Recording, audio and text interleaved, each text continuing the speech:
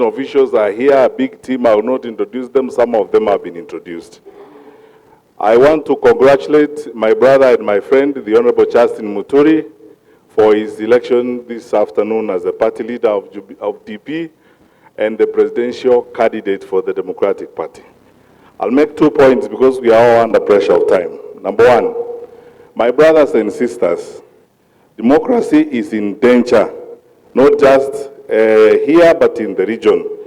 The jokes we have witnessed in the region recently that passed for election, very dangerous jokes, are threatening to spill over to parts of our country, and we are looking at a government here that wants to borrow from those very dangerous jokes. Please, Kenyans, this is the time to stand firm in defense of democracy. Number one. Number two, I've said this before. Anyone who's betting for our differences, you will lose your bet. You will lose your bet. We are going to stand together and we are going to remain united.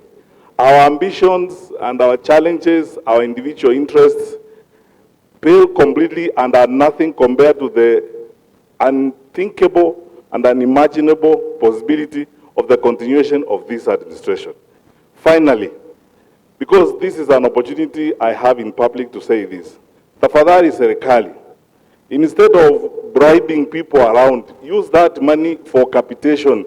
Take that money to schools so that we help our children.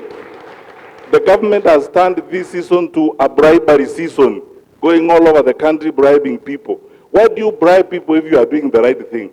Stop bribing people, take the money to schools, reduce the pain for our parents and our children.